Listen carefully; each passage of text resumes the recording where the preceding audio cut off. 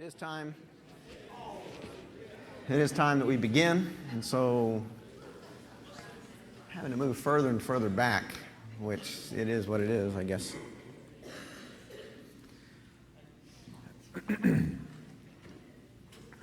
Thank you all for being here this morning. I don't know how many are loitering out in the foyer after Wednesday night. If they are, I'm certain they're muttering under their breath at this very moment.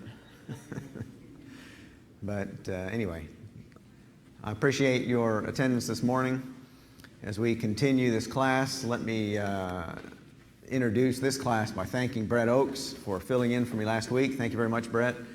I watched Brett's presentation 1.5 times, and he did a great job, which is fully what I expected. And so, again, thank you very much, Brett. We're going to follow up on Brett's discussion of the goodness of God next week. But this week, unfortunately, we did not finish the discussion of the laws of nature in the previous week. And so that's actually what our subject matter is going to be today. We kind of got ourselves a little bit sidetracked last week, and that's on me. So before we begin the lesson proper, let's bow for a word of prayer. Heavenly Father, we're so thankful for the opportunity that we have this day to live, to love you, to love those who are around us, and to assemble here this morning to consider your word. We ask, Father, that you would bless us as we undertake this study. Help us to understand as much as is possible your word. Help us to draw near to you through the study of your word. It's in Jesus Christ's name we pray. Amen.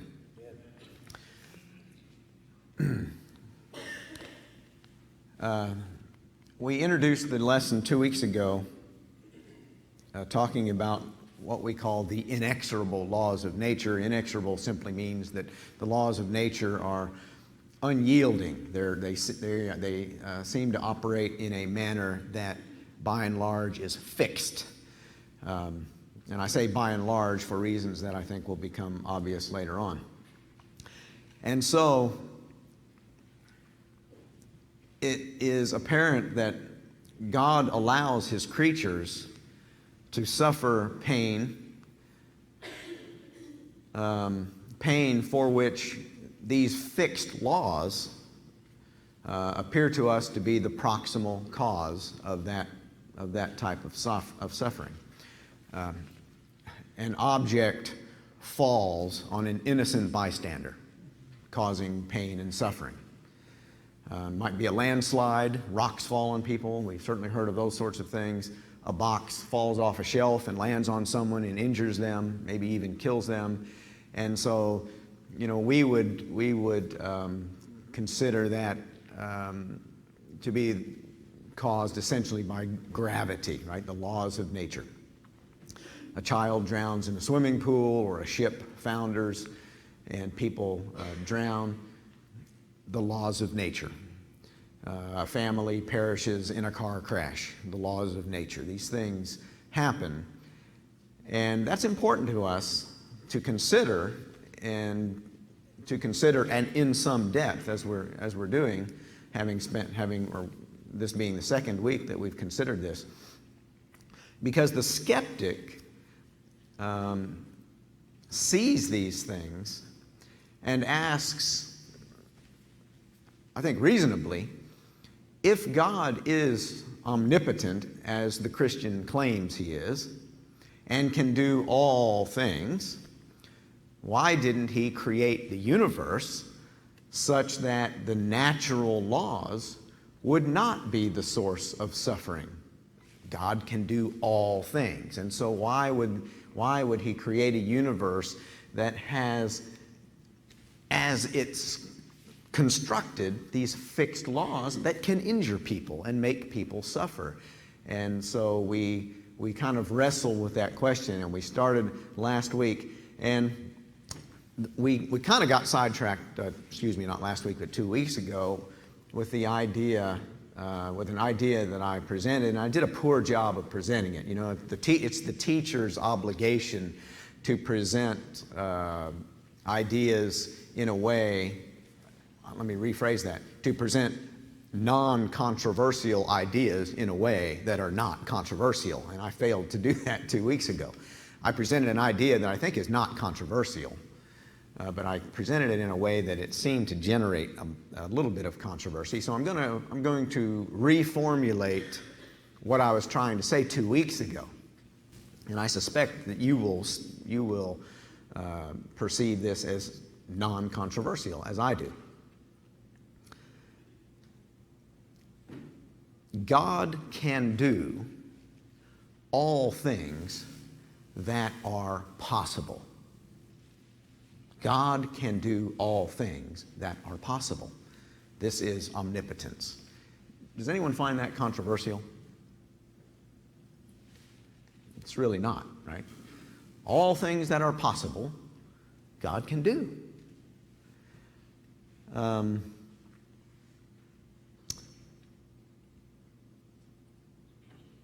It was kind of interesting. I said I listened to Brett's class last week. In Brett's class, this statement was made that, we know God is good. Of course, that was the topic. God is good, and God can't be bad.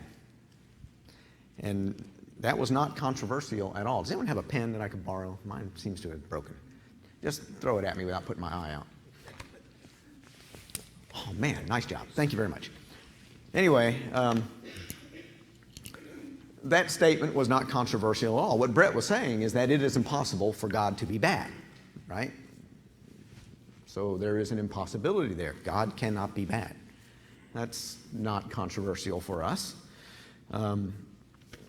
Mike made the observation, and I appreciated it very much, Hebrews 6, that states that God cannot lie. It is impossible for God to lie.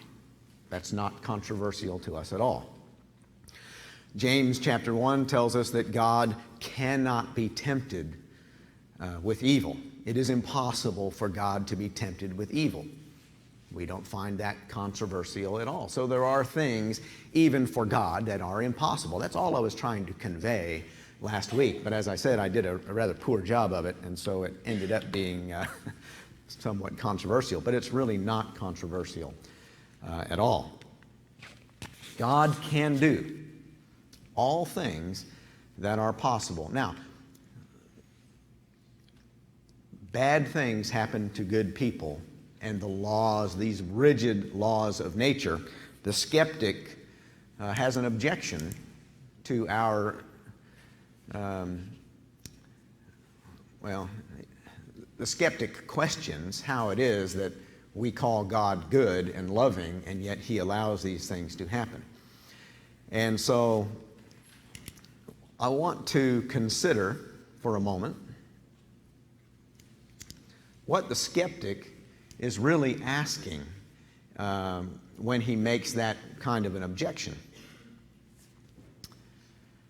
To create a universe like we have, the skeptic appears to be asking that there be a universe that is communal. All that means is that it's shared by more than one occupant, that those occupants have free will, as ours is, right? We have free will, and we live in a universe that contains more than one occupant, but that the laws of nature are not fixed. These fixed laws are apparently a cause of suffering for people, and so the skeptic would seem to be asking for a universe in which there are more than one person, they have free will, which comes into play later on, but the laws of nature are not fixed. And so I want to just examine this for a few minutes. Now, we kind of talked about this idea, could there be a universe that was not communal, not shared, right? In other words, could you have a universe in which there was one being that existed in that universe? And I suppose in a universe like that, it would be possible for maybe the laws of nature to accommodate that one individual at all times. That seems reasonable to me. I know of no such universes, and so if God created those universes, great. I have no objection to that. But that's not what our universe is, and so it's not something that's really we're going to spend very much time on.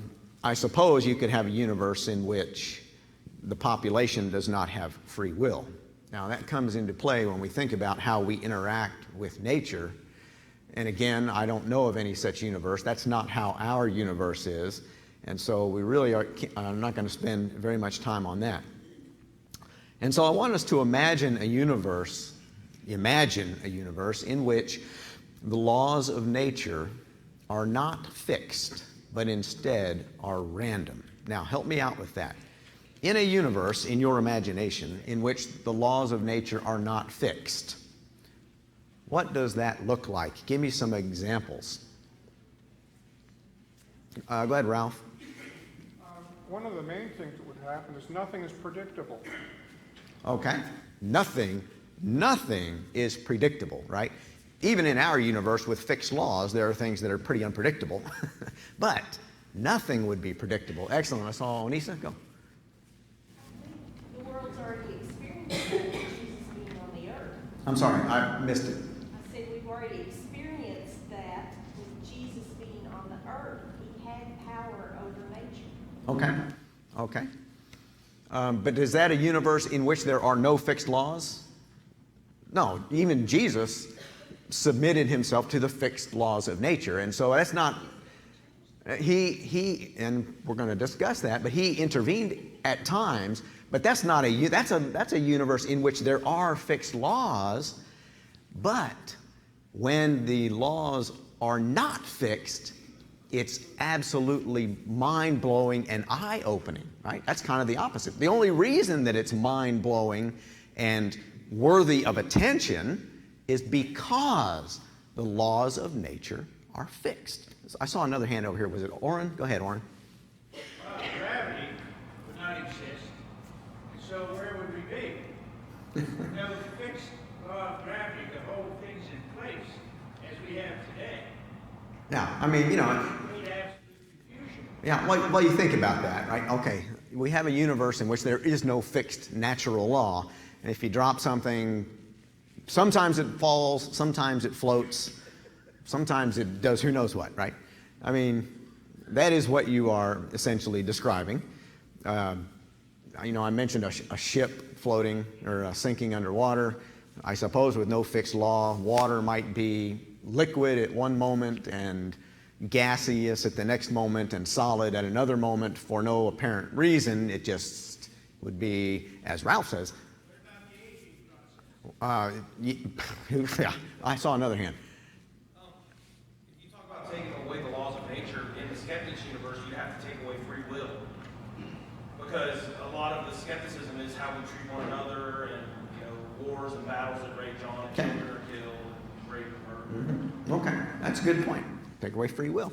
Let me suggest this. Physicists, scientists study natural phenomenon, and I suppose if you have no fixed laws of nature, what we call laws of nature, then I don't know how a universe that it consists of matter exists, right? I mean, if there are no gravity and no inertial laws and things like that are kind of over my head, how does matter itself exist? It seems to me that that would be an impossibility. An impossibility. And so imagining that universe, that seems difficult, at the least. Was there another hand?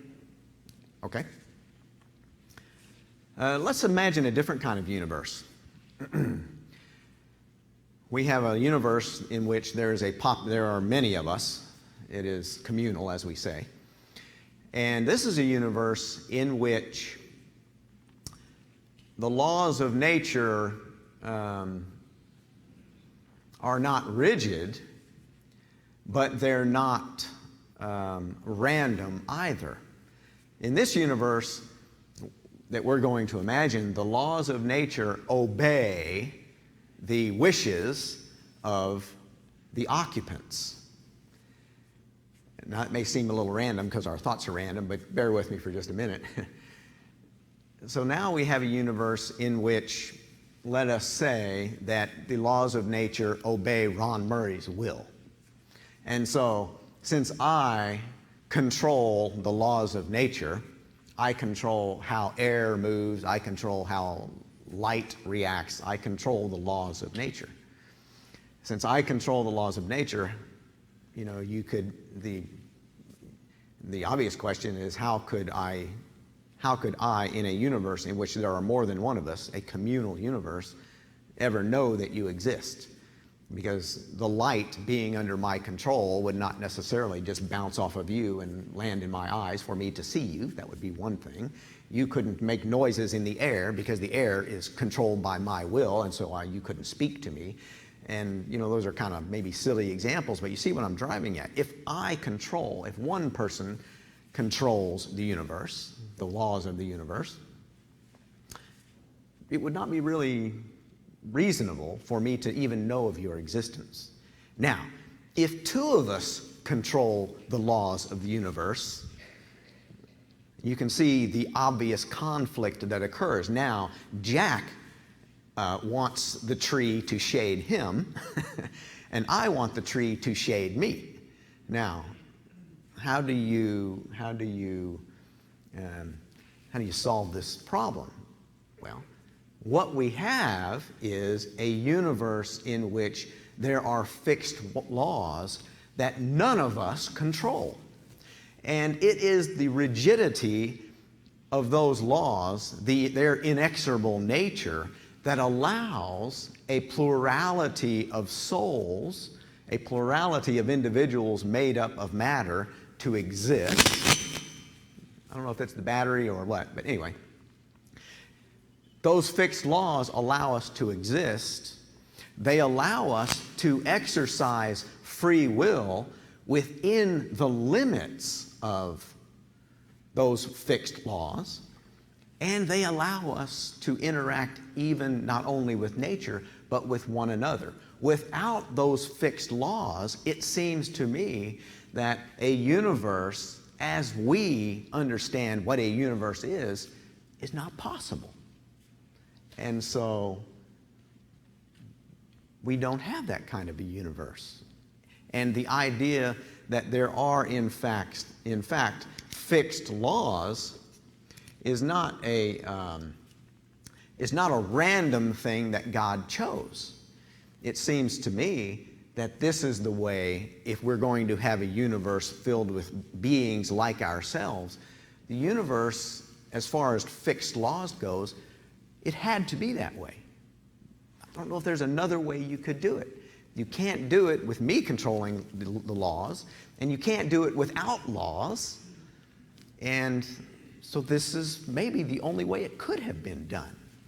And so when the skeptic objects to the fact that there are fixed laws that injure people, I ask the skeptic, what does a universe look like without fixed laws? I'm not sure that it's possible. Now, as Onisa pointed out, Debbie, go ahead, and I'm going to go on. Go ahead. In Matthew 5, the Beatitudes, it clearly states that God makes the rain to fall on the just and the unjust.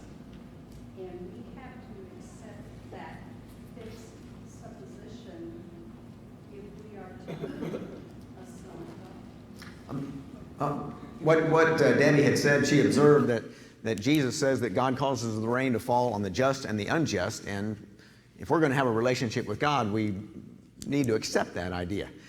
I think that's true, Debbie.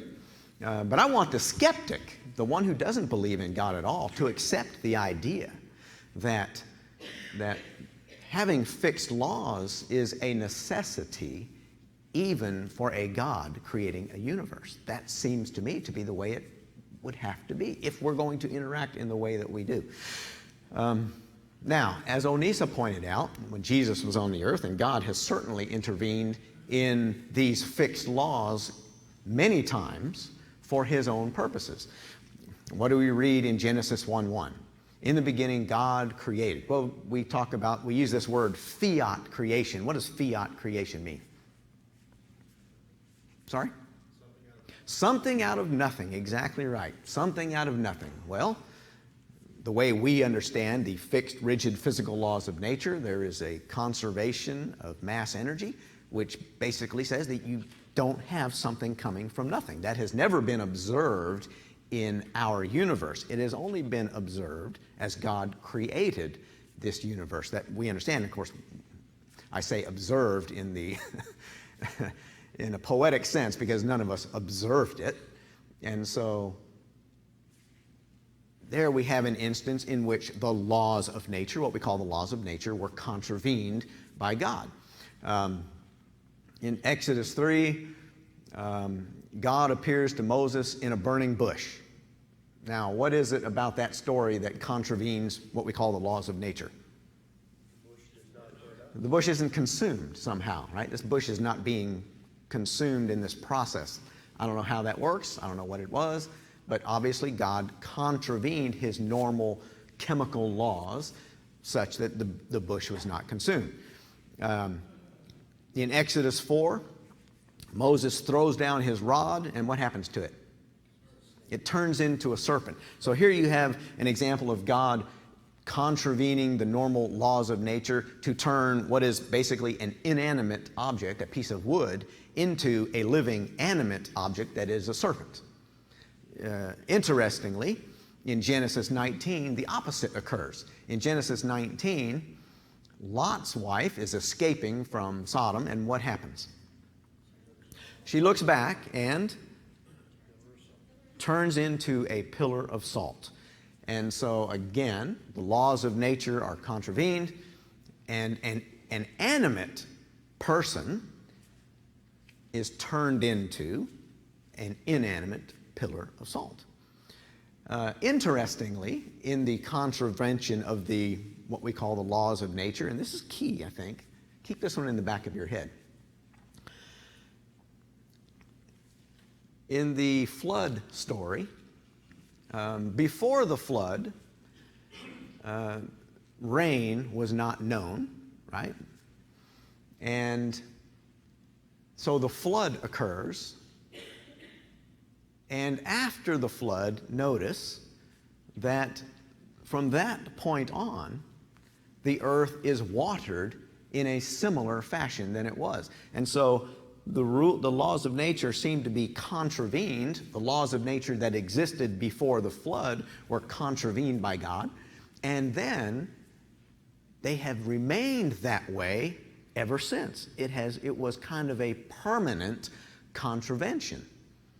And so that makes you think about what exactly are we talking about when we talk about the laws of nature. Here we have the laws of nature existed one way before the flood, and then the laws of nature seem to exist a different way after the flood.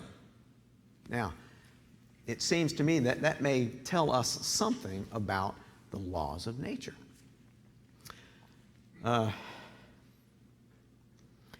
There is a commonly held, I don't know if you call it a belief, but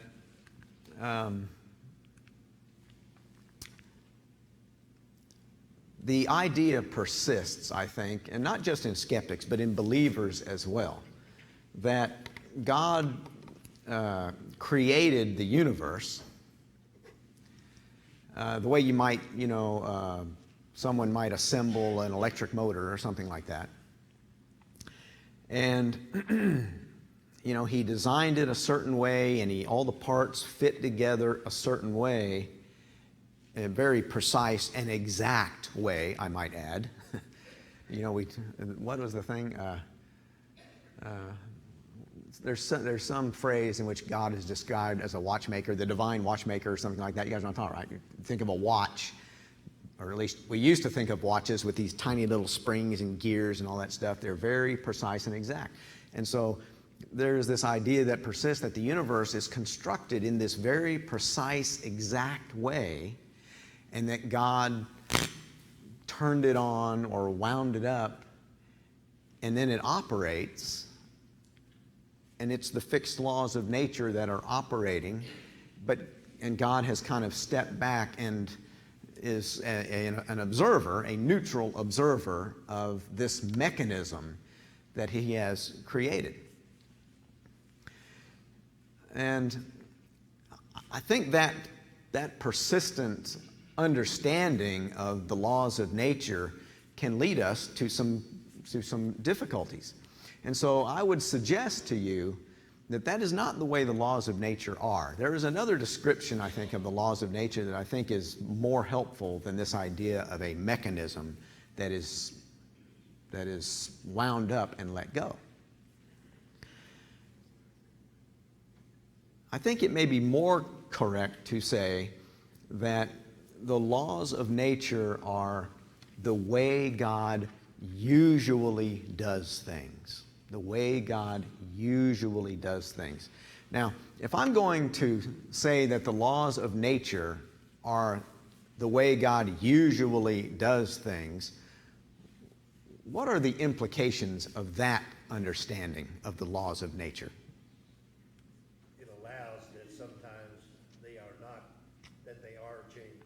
Okay. They are changeable. It certainly permits the idea that there are times in which God may do things not the way he usually does them, but in a different way. Okay, excellent. What else?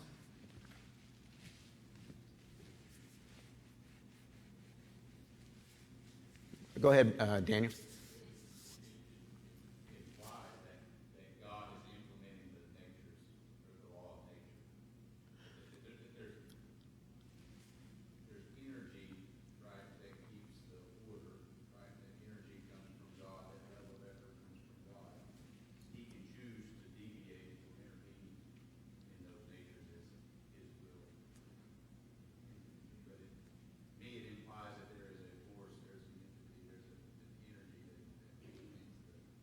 Okay. What Daniel said to those that couldn't hear him is that it implies that there is an energy. I'm going to use the phrase, tell me if this is not helpful, Daniel, an animating force. Is that reasonable? Okay. There is an energy or an animating force that is behind these laws of nature. This is the way God usually does things. It is his will. It is his energy, his force that we perceive as being the laws of nature. God usually does things in a certain way. We perceive them to be fixed and rigid laws, but really it is this energy, which I would suggest is God's animating force, doing these things in a very regular way. I saw another hand back here. Go ahead, Tina.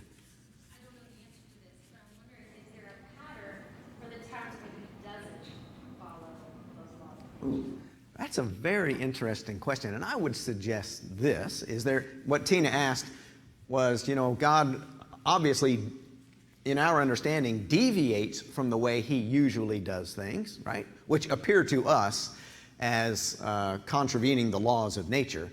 But when he deviates, is there some pattern to this deviation? I would suggest there is a pattern. It's not a pattern that we can see all the time, but I think the pattern has much to do and is fundamentally God's love for his creatures.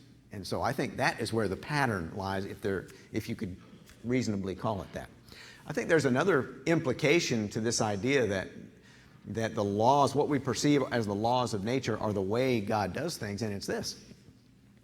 God may contravene the laws of nature and continue to do them the new way, in contrast to the way he did them before. I give you the flood. He watered the earth one way, which to those people, that was the laws of nature, right? And after the flood, He watered the earth. He continues to water the earth in this new way.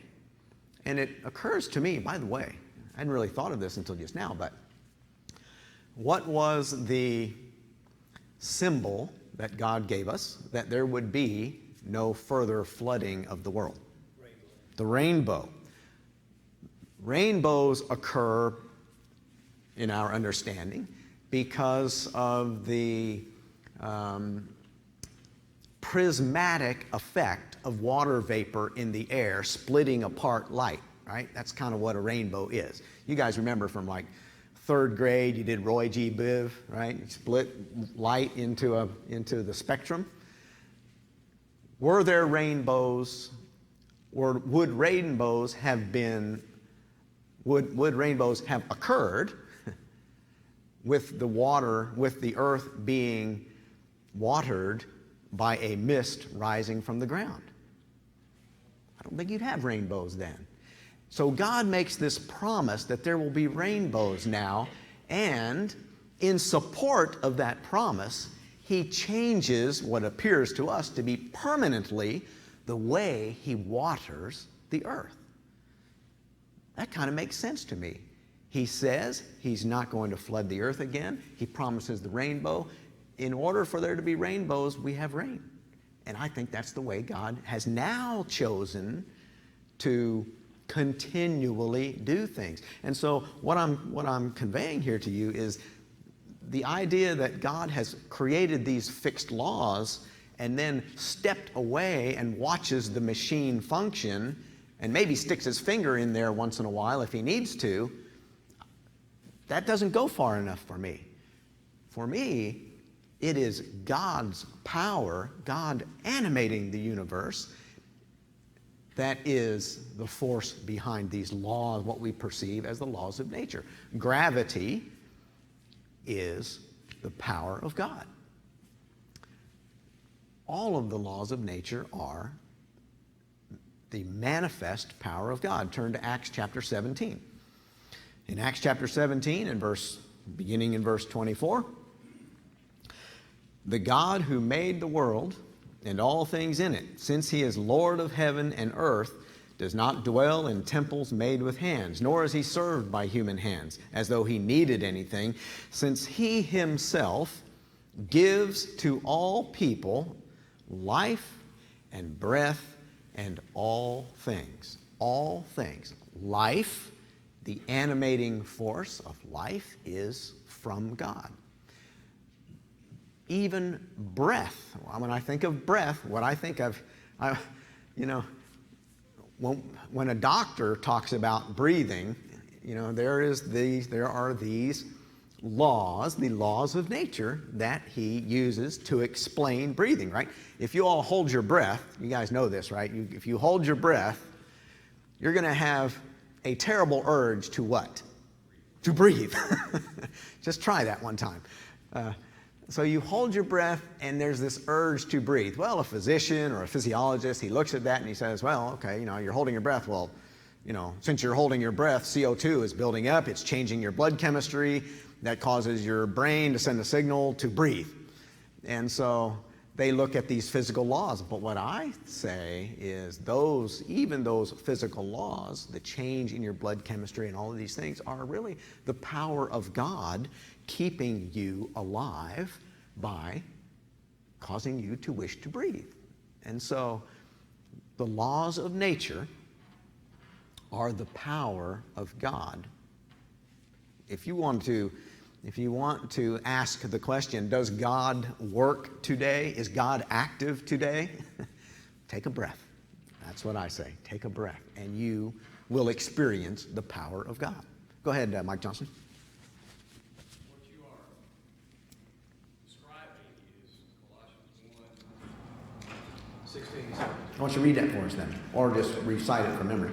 Says, He created all things in heaven and earth, and through Him all things consist. And the word consist there means being held together. Excellent, excellent. It is the power of God by which all things consist.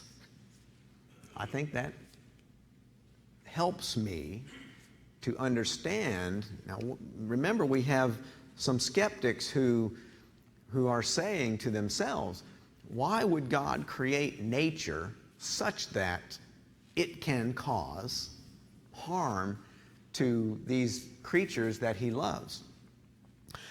Well, while it is God himself, it is his power that is these natural laws, I don't know that the universe, that we could exist in a way in which he did not operate in those ways. Even though he deviates from those ways on some occasions, the reasons for him doing that in his wisdom are sometimes manifest, clearly manifest to us in certain miracles, but not all the time, not always. And so we have this universe of fixed laws that sometimes hurt us. Now, having said that, let me go on to something else. I want to clarify this in this way. Please do not misconstrue my belief that nature is God's way of usually doing things with the erroneous belief that nature is God. Nature is not God. That's pantheism. I do not subscribe to a pantheistic understanding of God.